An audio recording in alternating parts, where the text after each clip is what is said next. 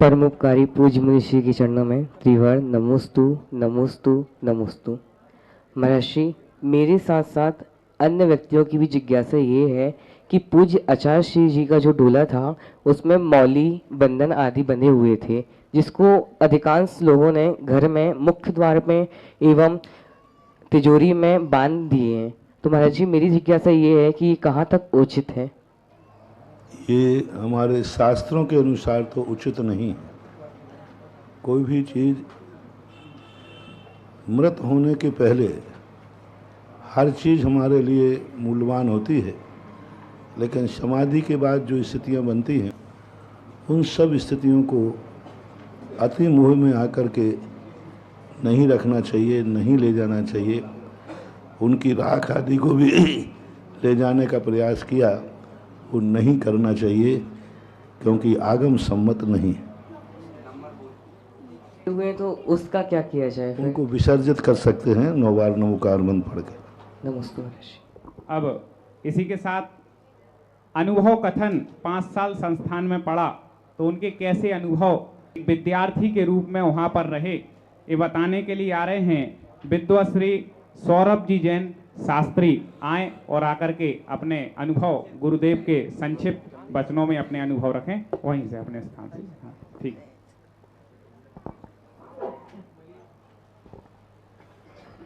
बोलिए संत श्रोमणी आचार्य गुरुवर विद्यासागर जी महामुनि राज की, परम पूज्य निर्यापक श्रवण मुनिपुंगव 108 सुधा सागर जी महामुनि राज की, छुल्लक श्री 105 गंभीर सागर जी महाराज की। नमोस्तु गुरुदेव। गुरु जी, आज हमारे संस्थान में अध्ययन किए हुए 5 वर्ष पूर्ण हो चुके हैं।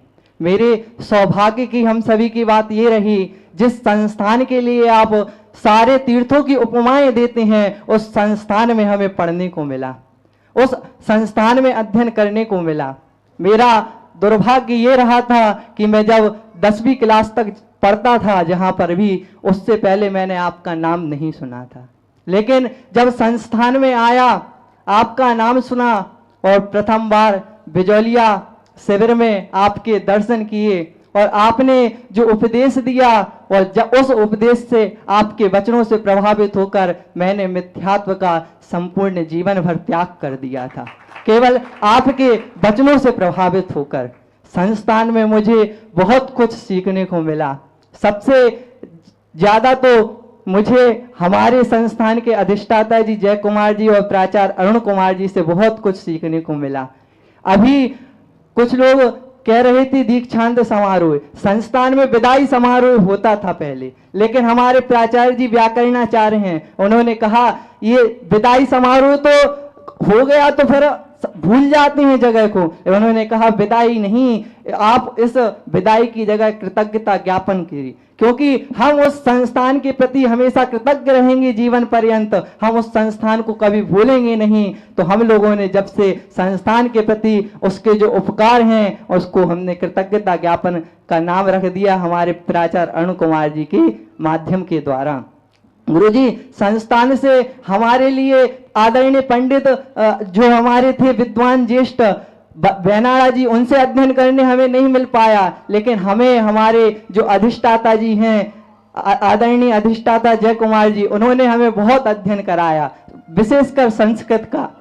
संस्कृत में एक सूक्ति है गुरुजी, गुरुणाम आज्ञा ही विचारणीय। गुरु की जो आज्ञा होती है उस पर कभी विचार नहीं किया जाता है। गुरुजी, हम संस्थान में अध्ययन किया, हमने जो कुछ सीखा संस्थान से, हमारा आपके ऊपर बहुत उपकार है, हम उसको कभी चुका नहीं सकते। इसलिए गुरुजी, आपका जो भी उपदेश, जो भी आज्ञा होगी, हम उस पर कोई विचार नहीं करके उसका पालन करेंगे सीधे। जिस प्रकार हमने उदाहरण देखा, एकलव्य था, गुरु ने कहा अंगूठा काट के दो, उसने कोई विचार नहीं किया, सीधे अंगूठा काट कर दे दिया। क्यों? क्योंकि गुरु की आज्ञा कभी विचार नहीं किया जाता, गुरु की आज्ञा सीधी पालन की जाती है। गुरुजी, उसने और एकलव्य ने तो कभी गुरु से साक्षात अध्ययन नहीं किया, कुछ नहीं सिखाया गुरुजी, लेकिन आपने तो हमें समय सार जैसे महान ग्रंथराज का अध्ययन कराया है साक्षात। तो हमारे लिए तो अगर यदि हम अपना जीवन भी समर्पित कर दें तो वो भी कम पड़ जाएगा गुरुजी, वो भी कम पड़ जाएगा।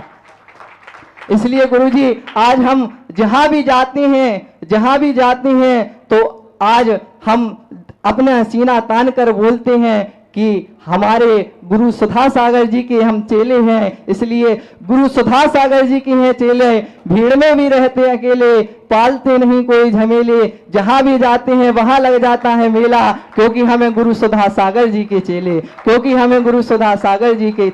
गुरु जी आपका जो भी दिशा निर्देश हम सभी विद्वानों को रहेगा, हम उसका जीवन पर्यंत पालन करेंगे और जो भी आप हम सभी को यहाँ पर मार्गदर्शन देंगे हम उसको अपने जीवन में अपनाएंगे। नमोस्तु गुरुजी, नमोस्तु गुरुदेव, नमोस्तु। और ये अनुभव था, आप इनकी उम्र को देखिए, जब आप इस समाज में जाएंगे और आपकी समाज के भी शिविरों के लिए अध्ययन कराएंगे और प्रवचन करेंगे तो आप भी देख करके दंग रह जाएंगे कि इतनी कम उम्र में इतना ज्ञान का भंडार कहां से आ गया। तो ये भंडार आया है श्रमण संस्कृति संस्थान सांगानेर से। 5 वर्ष तक वहां पर अध्ययन कराते हैं। जब 10वीं पास कोई बालक करता है उसके बाद एक शिविर का आयोजन संस्थान द्वारा विभिन्न तीर्थ क्षेत्रों पर होता है, जिसमें आते तो बहुत सारे बच्चे हैं कि हमें भी संस्थान में पढ़ने की इच्छा है, लेकिन व्यवस्था को देखते हुए और जो अच्छे शिविर में अच्छे से अध्ययन करते हैं उनका इंटरव्यू लेकर के चयन किया जाता है। ऐसे ही बालिकाओं का भी क्रम होता है 10वीं के बाद, और इनके जो प्रवेश चयन की है इसका पत्रिका का भी विमोचन कराने के लिए आज समिति यहाँ पर उपस्थित है, जिसमें बालकों का जो प्रवेश चयन शिविर है उसकी पत्रिका का विमोचन होगा, साथ ही साथ बालिकाओं के प्रवेश चयन के लिए पत्रिका के विमोचन के लिए आज हमारे बीच में जबलपुर से आचार्य भगवान के विशेष कृपापात पूर्णायु ट्रस्ट के ट्रस्टी श्री पवन जी चौधरी हमारे बीच में उपस्थित हैं। साथ ही साथ एक ऐसे पुण्यात्मा भी आए हैं जिन्हें आचार्य भगवान श्री विद्यासागर जी महामुनि राज की जब अंतिम समाधि चल रही थी उस समय पूरे समय सेवा करने का अवसर मिला। ऐसे डॉक्टर स्वप्निल सिंह जी भी, कई लोगों ने नाम तो बहुत सुना होगा जब आचार्य श्री की वो आती थी, लेकिन आज आप देखेंगे वो भी हमारे बीच में उपस्थित हैं। साथ ही साथ हमारे बीच में डॉक्टर नरेंद्र प्रकाश जी हैं। मैं निवेदन करूंगा सभी से आते जाएं। और वो समिति, वो कमेटी भी आज आई है जो इतने महान संस्थान को आगे बढ़ाने में गुरुदेव के उससे प्रयास कर रही है। श्री प्रमोद पहाड़िया जी माननीय अध्यक्ष जी श्रमण संस्कृति संस्थान, श्री सुरेश जी कासलीवाल हमारे मंत्री जी, श्री ऋषभ कुमार जी जयपुर कोषाध्यक्ष जी, श्री उत्तम चंद जी पाटनी उपाध्यक्ष जी, श्री दर्शन कुमार जी जैन संयुक्त मंत्री, और हमारे प्राचार्य जो सब बच्चों को शिक्षण कराते हैं श्रीमान अरुण कुमार जी उपस्थित हैं। साथ ही साथ व्याख्याता सतीश जी हमारे वहाँ के वार्डन जी जो पूरे व्यवस्था को सुचारू रूप से संचालित करते हैं। पूरी समिति आप ये देखिए, पूरी कमेटी है जो इतने बड़े संस्थान को गुरुदेव की आज्ञा से संचालित कर रही है। इसी क्रम में हम जिज्ञासा में आगे बढ़ाएंगे।